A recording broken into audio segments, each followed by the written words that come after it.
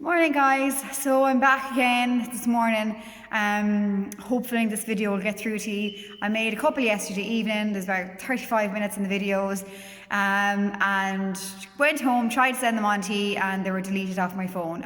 They didn't recover onto my Google Drive. Don't know how to recover them. Tried all evening to do it, so I'm back up today. And I'm just trying to go and pare the videos back a bit, just so it's a small amount of content, maybe a 5 or 10 minute video slot, and just trying to go through the difficulties you are facing at the minute. But I think, really guys, if you just try and stick with the food games with your doggies, your attention and focus, your bit of watch me, and continue on maybe with those 3 bits and your toilet training, it'll be well enough until I see you next week. It's only going to be a few days, and next Saturday and we're back again. Actually, the weather is lovely out today. I wish it was like that yesterday. So guys, you all remember these little toys that I showed you on the registration on the first day I met you? So again, these are mental stimulation food game toys. So how you work these is you're going to mix your dog's own food. A lot of people put peanut butter in, or loads of different kind of paste they might put into these. What I like doing is I like mixing your own dog's food with hot water, making it into a paste, popping it in this side, popping this side on it, popping more on this side, and then freezing it for your dog. Again, it'll be like a frozen chew toy for your puppies. So any puppies that would be teething, it's a great way of kind of helping their gums cool down as well. And it's also a great way to get your dogs chewing, because you all know chewing for a doggy or a puppy makes them calmer and happier. It's a great way. And it's a great way to redirect them off chewing your furniture, chewing your toes, chewing your hands, etc. So I like using that way. Sorry guys, I got cut off there. So I like using them that way. Now you've got to also remember as well that if your dog is chewing your hands, chewing your feet, chewing your toes, it's important not just to give them these in return. You're going to have to change their behaviour into a good behaviour, so changing nipping or chewing into something that they're allowed to, which turning into a sit position, etc., and then offering them these. Because remember, a dog does learn through association, so just automatically giving them these while they're doing an unwanted behaviour will then be like a reward for them. So you have to do it correctly. So what I'd like to do is taking your dog away from whatever they're doing at the moment. So what I like doing is taking your dog away from whatever they're doing at that moment, turning it into a quick sit position, etc., and then offer them these. Okay, because it's really, really important how you mark behaviours, again, because dogs do learn through association. Again, just running past of what food to put into these. Remembering guys, if your dog is on a vet specific diet, we'll say if your dog has itchy skin or sore joints, or maybe they have upset tummies quite a bit, they would be on a vet specific diet. So again guys, you can't be going filling all nice kind of chicken, etc., little bits in here to these if it is going to upset your dog's tummy. So that's why I like using their own dog food, mixing it with hot water. It agrees with your dog's tummy and freeze it that way for them. Also guys, if you are giving your dog different food games, just remember to take away your dog's food bowl. Because remember, there's no point in offering them these things if they're going to have a food bowl down on the ground, because they're going to think, oh, I don't want this, I'm not going to be interested, I'll just get my food in the food bowl. So remember, guys, all the different working breeds, there's a lot of them in the groups within yourselves: retrievers, labradors, cockapoos, Springer Spaniels, any of those, Cocker Spaniels as well is another one. So remember, they are bred to work, so they're constantly always trying to use their nose. So again, getting them hunting to work for their food is a great way to burn their energy off. So again, it's going to burn their energy off, which they would have been used to do things they're not supposed to do. You probably always remember this little multicoloured mat. This is called a snuffle mat. Do you remember we hid the food in it and we allowed your dogs to go find the food within the mat? A really good homemade version of that would be hiding your dog's food into a blanket or a towel, making it into a little mountain shape and offering your dog that. And again, remember, if you are using those, just remember to take your dog's food bowl away, so they're going to be working for it. And again, just looking back at the working breeds, especially the German Shepherds, Retrievers, Springer Spaniels, any of those, even the smaller breeds that are technically not classed as a working breed, they still love to use their nose. Dogs love to use their nose because it's hundreds of times better than our own noses, so they really like to get working. So again guys, it really will burn their energy down. So for instance, if you are at home, you're coming home late from work, you didn't get a chance to bring your dog out for a walk, have these two ready and give your dogs their dinner through those. If you do have a German Shepherd Shepherd or a Retriever, any of those larger breeds. You can get other parts of these. You can get bigger ones for the larger breed dogs. And just be careful you do supervise them with using these for the first time, because again guys, we don't want them to break up and your dog to swallow any pieces like that and cause a blockage or anything like that, which will cause a trip to the vet, which we don't want. Especially as well guys, if you are using a blanket or a towel and hiding your dog's food in the blanket or a towel. So guys, just as I was saying there, if you are hiding your dog's food in a towel or a blanket or anything like that, just to make sure they're not chewing any piece of the blanket or a towel, which in turn would reduce them, which would create another blockage. So your dog, if they did swallow any piece of material like that, they might be able to pass it through. So just be careful with that too. So you just want to supervise them with those little games. And these, you can use these when they are left alone guys, but what I like doing is just to observe them first to make sure that they are not going to completely destroy the object and that they're going to play with them safely. Okay, so again guys, these are a really good way in the evening times as well, if they're going to bed or if they're in the crate. It's a really good way of kind of just relaxing them down for the evening and just giving them their last meal in it. Now guys, just bringing that back to your toilet training, because if you are toilet training your pet, you're going to have to reduce the amount of food you're giving them quite late in the evening. So you're going to have to bring their last meal back to maybe, I kind of say the earliest you can, maybe around 6 o'clock. There's no point to go feeding them loads of food in these at 10 o'clock at night and you're not going to be able to bring them out for a toilet break in between. So you're going to have to watch that. So if your dog is really good with the toilet training now at this stage, you can work away with these. But just again, as I say, is just supervise them for the first time they do use them, which is really, really important. Just bringing it back then to the toilet training, I'm sure it has been 6 weeks since I last seen you. I'm sure your doggies probably are well underway with the toilet training. If they're not, please don't worry. We will be looking at that when I do meet you next week. But your main, I suppose, point to make and your best kind of tip that I would give you is to keep a little diary or a little journal. Now, I don't mean you have to go and write every single specific detail into this diary. Just a little sheet of paper, put the date down, the time you brought your doggy out, walking them around the garden, remember on the lead only, and rewarding them when they do go to the toilet. Again, when you do that a few times, you can then add the word in toilet, wheelies, whatever you want to use with that, and that will create the association with the word and the action. But for now, if we do kind of just jot down on a piece of paper or in a journal of what they did when they went out for their toilet break, bringing them out well over 10 times a day anyways. If you are working your 9 to 5 or shift work, then I would be recommending getting somebody else in to bring them out for that toilet break. So just going back then to the journal, why I like using the journal anyways, and what I find, how I find it so successful with clients is because there is 7 days in the week, and if you have 2 bad days, we'll just make, for instance, if you have 2 bad days at work and somebody goes, how did work go for the week, or how did training go for the week, you're always going to say, oh, it was a really bad day, really bad week, because you've had those 2 bad days. And it's just the way we work, I find. Whereas if you jot down on the diary and say, and have a look back then on a Saturday before you come to see me and say, actually no, it was just 2 bad days we had this week, which wasn't too bad, we had 5 successful days. So if we don't jot it down or write it down on a piece of paper, we always are going to zone in on those 2 bad days and think that the whole week was bad, when in fact it was just a couple of bad days, which isn't the worst. So that's really it with your toilet training. I'm trying to keep the video as short as I can. So another really important question that everyone has been asking me is about their dogs. A lot of the puppies now at this stage, a lot of the retrievers, maybe German shepherds, or even the smaller dogs have gotten bigger since I last seen them. So they might be lunging or pulling you on the lead quite a bit. I wouldn't be worried about the lead walking, and I'm surely not going to tell you how to get your dogs walking calmly on the lead over a video, because I like to see it in person. But what I can tell you to do is, if you are coming up to another dog or another person on the street or in the woods or on the beach, keep your distance, because distance is important when you're trying to train your dog in a distraction environment. So again, bring in your attention and focus. So getting your dog to sit with the hand signal, remembering this is their hand signal for a sit. Getting your dogs to sit and getting your dogs to watch you. And as a person, maybe other dog passes by, or someone on a bike, someone with a pram, etc., that is called a stimulus. So you want to be keeping your distance between your doggy and the stimulus until you can close the gap. And we cannot try and close the gap too quickly, because if we do that, the training will not be successful. So we're going to try and keep a gap in the, or a distance between your dog and the stimulus, and then we're going to try and slowly close the gap. So you'll find that when you have your distance between the other dog and the other person, or the other person coming on the bike, and your dog is being really good, focused on you, watching you, and they're passing by, they're not jumping or lunging, then you can slowly try to move closer to the stimulus, which will be the other person, other dog, etc.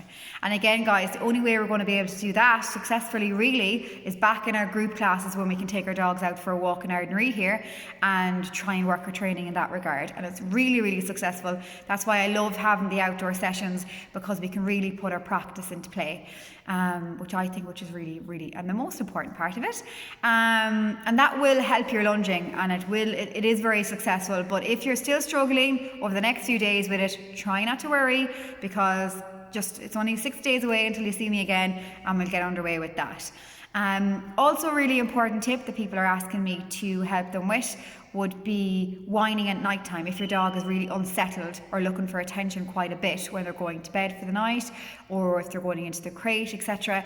So the number one tip that I would give you is to pick up or to purchase an Adaptil diffuser.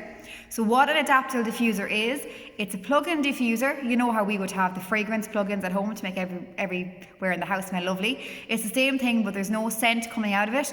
What's coming out of it is pheromones. So you're probably thinking to yourself, what the hell are pheromones? So pheromones is what a mother of a litter of puppies would naturally excrete to her litter of pups, and it naturally makes them calm and relaxed. So what veterinary scientists have done is they've put those chemically formulated pheromones into a diffuser and plug it in, and it has the exactly same effect the diffuser has on your doggy as it would be for a mother to a litter of puppies. So it calms your dog. So if you're putting your doggy down in the night, put it into an area where you have your Adaptil diffuser plugged in, and that should really, really help your puppy or your doggy. But just remember, guys, if you buy it today, it's not going to take effect. It does take a few days to work. Now, I always say it takes about 10 to 12 days. Some people find after the 4th day it's really, really working. But it's just really to get the puppy relaxed and settled in the new environment. Some people always get refills and always kind of use it for their dog if they're left alone for long periods during the day. But I think when you use it once, you get the starter packs. You can buy them on Zoo Plus. That's probably the cheapest place you can pick them up. You can also buy them in your local veterinary hospital as well. But if you order, or whenever you're able to order it, and I can talk you through it on Saturday. It probably will come before Saturday, fingers crossed. But with the mad rush and deliveries and so forth, it might take a bit longer to come. But as sooner you get it, the sooner we can work underway with that. Those come into play as well, and how to get your dog calm and relaxed at night time. But remember, guys, if your puppy is still quite young and not 100% toilet trained, we're going to need to pare these bits back and just rely on the Adaptil diffuser. You can buy the Adaptil in a spray form where you can spray it on their bed, and that kind of works the same way. But I like using the diffuser because I just find the diffuser, it covers a large area of where your doggy is, and I just find more results from it. But the spray is good if you're going in the car, if your dog does not like traveling in the car, etc. So if you have the Adaptil spray, I would say pick up the Adaptil diffuser, or if you have neither of those bits, then I'd say pick up the Adaptil diffuser and see where you go from there. But it's no harm having the two bits, so if you can buy the two products, the Adaptil spray and also the Adaptil diffuser, that'd be brilliant. But it will just help your dog settle at night, especially if they're whining through the night. And I suppose really your most important thing to remember is not to go downstairs and give your dog loads of attention when they are whining, because that will then learn your dogs that, okay, every time I whine, my owner comes down to me. So refrain from that. Obviously, if your dog is in really, really badly distressed or anything like that, or really, really badly, I suppose, in distress over the night, and it's barking and you know, chewing the bars of their crate, whatever, I do recommend taking your dog out of the crate, because you don't want them to chew in and hurt their mouth or anything like that. But if your dog is only whining for a couple of minutes, bear with it, plug in your Adaptil diffuser, and it should all work nicely together. Another really important question people have been asking is if their doggy's food is good quality or not. What I always recommend is pop into your local veterinary hospital, ask your vet or your veterinary nurses or any of the guys that work there. They should recommend a good food. There's a commercial food and a premium food. You probably heard me saying those two lovely words. So your premium dog food is your best one. So that would be like your Hills, your Royal Canin, your Burns, your Calibra, which would be veterinary exclusive. The Calibra is veterinary exclusive anyway, and it would be more cost effective than your Hills, your Royal Canin, or your Burns. Acana is another really good one that you can buy in the pet stops as well. Again, guys, they will be quite good with nutrition information if you wanted to pop into the guys there as well. Also, Red Mills have a really good range of Go Native dog food, which is a really, really good natural organic dog food that you can pick up for your dogs. Guys, I wouldn't be awfully worried about it. Again, I'd say go back to your veterinary hospital and look for your vet's opinion or your vet nurse's opinion, because again, guys, I always say your veterinary advice is really your best advice. But as long as your doggy isn't on the pedigree, your Bakers, Purina, any of those kind of cheaper supermarket foods, that's absolutely fine. And again, guys, if your dog is on a specific diet that does kind of work well with their tummies and doesn't give them vomiting or diarrhea or anything like that, well then just stick with that. And refrain from using any of those nice little treats that you know is going to give your doggy an upset tummy or anything like that to put into these little games. Guys, you can use their own food. But if your doggy is kind of has an okay tummy and you have been giving them pieces of chicken and stuff like that, you could put their food in, and when you take it out of the freezer, pop a bit of chicken in to get them really, really interested in it as well. If we have the smaller dogs, you could just freeze one, let them work out one, or the really small Jack Russell maybe puppies. And then if you have the bigger dogs, you can stick the two together and they will work it out. But for the first time, I like just using them, giving them one, even not freezing it, just having the paste in normally, letting them lick it out, work out how to get it out, and then you could stick the two together and then you can freeze it. So do it in different stages so you're not kind of overwhelming your dog with a huge task all at once. Now guys, dogs are very intelligent anyway, so they will pick it up quite quick and they will know exactly what you want them to do. It's quite funny actually. I had a client come to me who used to say to me their dog used to bring up the canine connectable for her because she used to always open it for their dog. So I'd bring it up, let her open it, and then work out how to get it out. So they'd be stuck together like this. And he used to bring it up and he used to open it. Refrain from doing that, guys. Your dog's is well intelligent enough to work out how to open it up. Remember, guys, lots of different breeds of dogs are used for search and rescue. They're used as I suppose for drug detection, etc., etc. So they're well intelligent enough to know how to figure out how to get some food out of little games like this.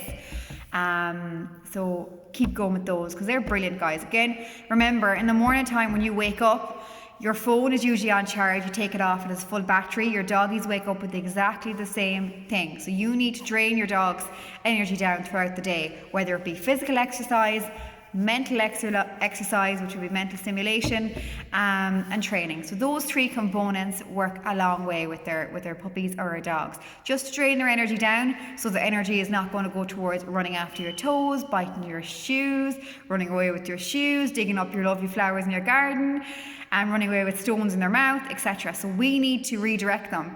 But again, guys, it's not all about just your dog be out in the garden with loads of stones in its mouth and you're shaking these to get them to drop the stones. It doesn't work like that, guys. You have to change their behaviour. So you're going to have to get them to leave it or get them to sit first. They usually will drop the stones out of their mouth at that stage and then offer them these. So just remember, you're going to have to redirect their behaviour onto something good first before offering them a reward. And this really, I don't want to kind of confuse you as this being a reward, but because there's going to be food in it, there's no point if your dog's running around the house after you, just showing them these kind of toys and hoping your dog will stop chewing or following your toes, etc. You just want to change up their behaviour to something good and then reward them. That's the most important thing. And if you can do that, that would be brilliant. So yeah, guys, another really important tip would be how to get your dogs to relax and go into bed. So your number one thing would be to do is, again, going back to these, or what you could do is offer them, if they have a kind of an okay tummy and you're allowed to offer them a really good reward, something that they really, really love. If somebody coming to the house or it's coming up to Christmas time now and we're going to have loads of visitors over, is to learn them how to go into bed. So if you could practice that for me maybe between now and next week, just have a little treat, whatever they really like, or a piece of their dog food if they're motivated by their dog food, or a bit of chicken, as long as they have an okay tummy, and just lower them. So have your piece of chicken or in and around their bed, let them go into their bed, put them in the sit position, and then say, into bed, relax, yes, reward.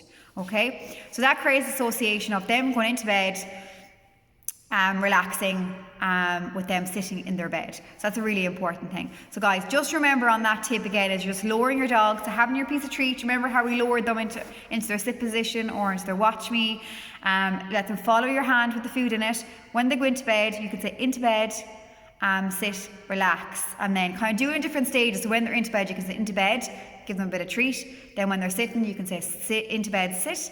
And then when they're lying down or they're relaxing, you can say relax as well. So there's a few different areas you could work on there. But even if you just got them into bed, or lowering them into bed, when they're into bed, you can get them to sit. Just say into bed, sit, relax, yes, reward. So if somebody comes to the house, they'll automatically understand, okay, the into bed, sit and relax cue. So that'd be a really good important one if you could do between now and next week. Guys, there is other areas that you are struggling with that I may not be able to cover over the video because I don't want to overcomplicate things, which is really, really important. And again, guys, I am sorry that I had to postpone the classes, but with the COVID restrictions just being lifted, I just wasn't comfortable unpacking everyone into the hall. But it is opened up a bit more, if you can see behind me, so there is a bigger area at the back.